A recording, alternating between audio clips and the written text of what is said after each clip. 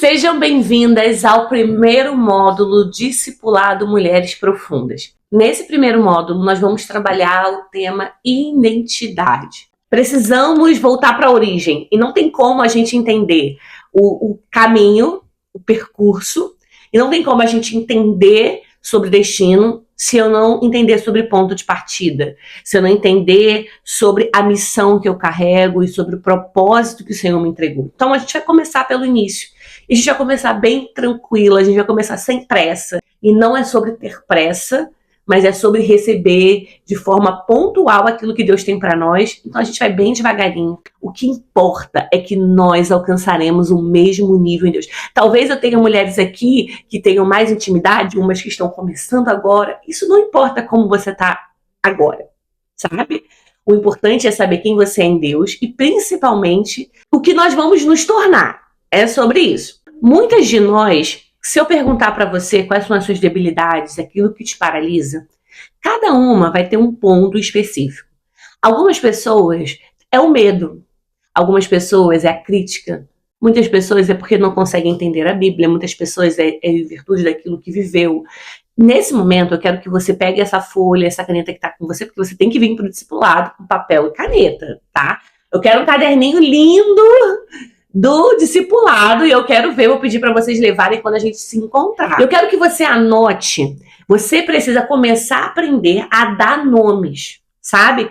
Eu acredito que nós, brasileiras, não somos estimuladas a pensar, sabe? Eu sempre falo isso. Na escola, a gente aprendeu a decorar, não a compreender e não a entender e formular aquilo que a gente entendeu através do nosso pensar. Nós não fomos projetadas, né, pela educação dessa forma. A gente decora para passar. A gente não entende, a gente não pensa, a gente não consegue elaborar algo. Mas em nome de Jesus, Deus vai fazer algo novo nas nossas vidas. Então, quero colocar você para pensar. Sabe quando você sabe que algo te paralisa, que tu não consegue romper, mas você não sabe explicar? É isso. É porque a gente precisa pensar sobre isso. E nesse momento, eu quero que você pense. Porque se a gente não sabe guerrear contra. Se eu não sei explicar, eu não sei como vencer isso. Então eu preciso dar nome para saber como guerrear e quais armas eu preciso usar. Se você é uma pessoa que é inconstante, provavelmente tem uma fonte, tem uma origem. E você precisa entender por que você é inconstante, dar nome àquilo que gera inconstância em você, para que você possa vencer isso. Anotei aqui alguns para tentar te dar um exemplo. Você pode ser medo de se expor e ser criticado. Eu quero que você realmente mergulhe aí dentro e traga respostas sobre aquilo que tem te paralisado. Isso precisa ser o ponto de partida. Por que, pastora? Porque você vai ter que lutar contra isso todos os dias da sua vida. Você vai ter que renunciar, renegar. Você não pode aceitar mais isso na sua vida.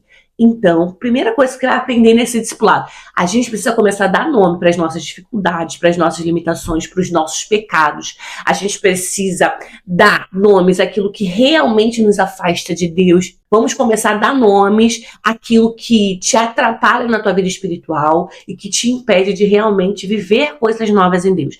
Talvez seja timidez, talvez seja traumas que você viveu. Você vai colocar aí e você vai dar nomes. Eu não vou te dar tempo, mas você pausa esse vídeo, você vai orar ao Senhor e você vai fazer isso agora. E aí, quando você terminar, você continua o vídeo e a gente dá continuidade aqui. Tudo bem? E aí eu quero que agora você vai olhar para esse papel e depois que acabar aqui, você vai pegar esse papel e você vai transferir para um lugar que seja visível. Talvez na porta do seu quarto, na porta do banheiro, no corredor, ou talvez na geladeira, não sei. Você vai escolher um lugar onde você passe. Você vai olhar para ele todos os dias e você vai declarar assim: você não tem mais poder sobre a minha vida. Você não me paralisa mais. Você não me vence. Você não me domina mais. Combinado? E você vai declarar isso todos os dias. Você vai olhar para o medo e vai dizer: medo, você não tem mais poder sobre a minha vida. Você vai olhar para rejeição e vai dizer, você não vai ter poder mais de me isolar das pessoas, do propósito, me fazer achar que sou inferior. Você vai começar a declarar, você vai começar a abrir a tua boca, mulher, e vai começar a declarar sobre aquilo que tem te paralisado toda a sua vida e vai dizer assim, chega, você não tem mais domínio sobre a minha vida. Combinado? E todo o restante, a gente vai te ajudar aqui. Talvez seja, eu não consigo entender a Bíblia, eu não sei por onde começar, eu tenho dificuldade nisso. A gente vai juntas e Jesus caminhando com a gente, Ele nos direcionando, a gente vai te ajudar. Todas as ferramentas que você precisa, eu vou tentar em Deus te dar, sabe? Mas usá-las não cabe a mim. Eu posso gravar 300 aulas, ler toda a Bíblia, mas é o que eu posso fazer por você. O que você pode fazer por você, só você pode fazer. Eu não vou conseguir fazer isso por você. Então, vencer tudo isso, lutar, guerrear contra esses sentimentos, só você pode fazer por você. Eu já tenho que guerrear as minhas guerras, minhas lutas. Então, em nome de Jesus, eu quero declarar que tudo que está escrito aí nesse papel não terá mais efeito e o poder de operar sobre a sua vida. Quando se fala sobre identidade, uma das perguntas que a gente mais ouve falando é: quem eu sou? Isso é tema de redação, isso é pergunta de entrevista de trabalho. Fale mais um pouco sobre você. Quem você é? Sim ou não? E você já parou para pensar que quando essas perguntas vêm, a gente não sabe responder? A gente fica supletivo, supletivo, supletivo, Senhor, quem eu sou?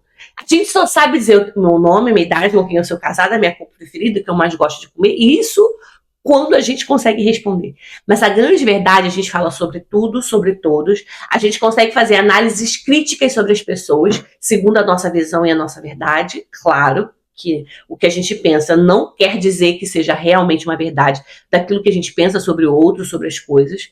Não somos os donos da verdade, às vezes a nossa visão é míope, distorcida da realidade. Olha, meu amor, aqui, ó, Tramontina, quem já me conhece é sobre isso, não se assusta não, porque aqui, meu amor, para ir para lugar profundo tem que ser mulher profunda que está disposta a deixar tudo para trás, meu amor, porque não tem como. Para mergulhar não dá para carregar boia, não dá para carregar peso, tem que ir se lançar. Então a gente vai deixar todas as bagagens para trás. E se tu não conseguir, eu vou te arrancar tudo. Então, vamos embora. Então, para começar, né, tudo que a gente pensa é realidade, sim ou não. Quando se trata de nós, a gente tem uma certa dificuldade. Mas a verdade é que a gente começa pelo final. Eu sempre falo isso. Eu sempre peço a Deus, Senhor, me mostre o processo, as etapas corretas, para a gente não queimar etapas, acelerar etapas e comprometer o resultado final. Não é sobre isso. Se a gente pula etapas, se a gente acelera, ou se a gente queima etapas, o resultado final é comprometido. Então, a gente precisa entender, para saber quem somos, essa pergunta sobre quem eu sou está totalmente posicionada na ordem errada. Não que a pergunta seja errada, mas está posicionada na ordem errada. Então, a pergunta é: qual é a minha identidade? Quem eu sou?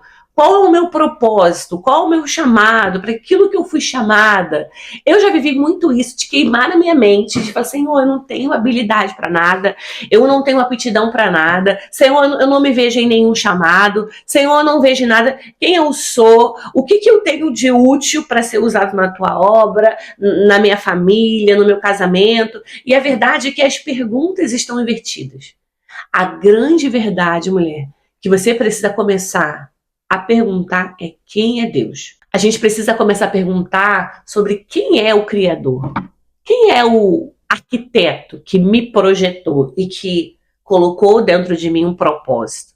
Não é sobre saber quem somos antes de sabermos quem Deus é. Esse é o nosso problema. A gente gasta muito tempo fazendo as perguntas erradas, na ordem errada. Nesse momento, o nosso desejo não é sobre saber quem somos, e muito menos sobre o nosso chamado. Tanto que o tópico do propósito é um dos últimos que eu vou falar aqui. Porque não tem como viver um propósito sem saber aquele que nos deu o propósito.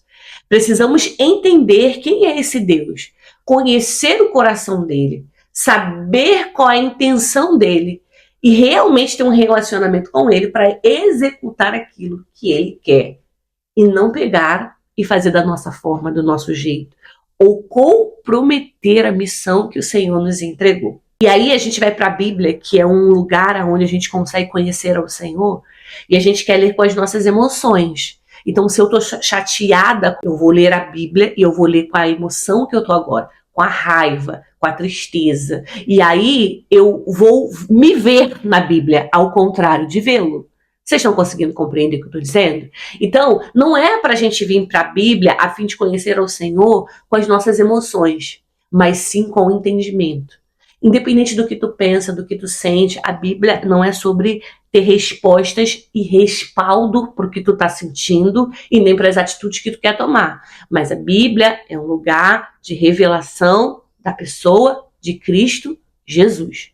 É sobre isso. Então, eu quero declarar sobre nós que chega desse tempo de a gente estar muito chateada, muito triste e abrir a Bíblia querendo ter uma resposta para as nossas emoções e para as nossas dores. Não que a Bíblia não vai ter, mas o propósito não é esse. Eu quero declarar que vai chegar o entendimento sobre nós, aonde a gente vai abrir a Bíblia, a gente vai falar assim, Senhor, o que o Senhor faria nessa circunstância? O que o Senhor quer me ensinar? O que o Senhor quer me tornar? O que o Senhor falaria? Como o Senhor agiria? Como o Senhor pensaria? Manso, humilde, perdoador? E a Bíblia vai dizer em Gênesis que nós fomos feitos imagem e semelhança, não em forma e estrutura humana, mas em atributos, essência. Então a gente precisa, como imagem, representá-lo nessa terra. Uma imagem, ela tem o poder de representar alguém. Então, se alguém vai fazer uma escultura de uma pessoa, aquela imagem representa aquela pessoa. Nos tempos antigos, quando um rei, ele tinha muitos territórios, muitas províncias, muitas cidades, e ele não conseguia estar em todos os lugares, ele fazia estátuas, ou ele fazia quadros com a sua imagem e colocava em lugares públicos, e aquela imagem representava um rei. Ele não estava ali de forma física, ele não estava ali de forma literal, mas aquela imagem dizia que tinha alguém que governava aquele lugar. Aquela estátua é como se fosse o rei, uma representação. Quando a Bíblia vai dizer que nós fomos feitos imagem e semelhança, não é somente dos atributos de Deus, mas também de uma responsabilidade de que aonde eu estou, eu preciso ser a representação de que Deus está ali. Então, a minha forma de pensar, minha forma de amar, minha forma de agir, precisa revelar Cristo. Isso é ser imagem e semelhança de Deus. E muitas das vezes nós revelamos todos e todos, mas Cristo é a última pessoa que a gente pensa em revelar. Mas eu acredito que o entendimento sobre nós está chegando. Então, quem eu sou precisa ser a revelação de quem Cristo é. Sabe, as minhas atitudes, o meu posicionamento, o meu chamado, a minha vida precisa revelar para outros que Cristo reina, que Cristo se faz presente naquele lugar, que Cristo tem domínio, que a minha imagem, que a minha pessoa revela uma imagem muito mais poderosa do que eu. A revelação de Cristo em nós. Que seja um tempo que as pessoas olhem e não reconheçam mais você. Que as pessoas te chamem pelo nome, mas que vejam Cristo através da sua vida. Que realmente seja esse tempo de nós entendermos verdadeiramente o que foi declarado lá em Gênesis 1, versículo 26.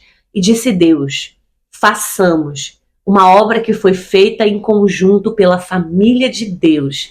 Nós fomos feitos pela família de Deus, uma obra em conjunto, uma obra que não foi impessoal, mas foi uma obra realmente que Deus colocou a mão e disse, vamos fazer o homem à nossa imagem, conforme a nossa semelhança. E aí a gente só consegue governar, a gente só consegue dominar sobre a terra, sobre os peixes, sobre as aves, sobre o gado, sobre toda a terra, sobre todo réptil, e que se move, né, sobre a terra. E o 27 vai dizer, criou Deus o homem à sua imagem, a imagem de Deus o criou. Macho e fêmeas o criou. Você já parou para pensar que você é a imagem de Deus? Então a resposta sobre as suas crises de identidade não estão dentro de você. A gente costuma ouvir muito isso, dá um mergulho para dentro de você. Não, não. Tampa o nariz e dá um mergulho dentro de Deus. Quando você mergulhar dentro dele, nesse lugar profundo de conhecer ao Senhor, todas as respostas sobre quem você é, falta de pertencer a um lugar, vai sumir. Porque você vai entender que você pertence a ele. E você foi criado como uma imagem de Deus. Você já parou para pensar, mulher de Deus? Criou macho e fêmea, foi só o homem? Não. A fêmea somos nós. Nós fomos criados à imagem de Deus. Você é a imagem de Deus. Você reflete ao Senhor. Então, a primeira coisa que você vai dizer, quem eu sou? Eu sou a imagem de Deus. Você já sabe isso.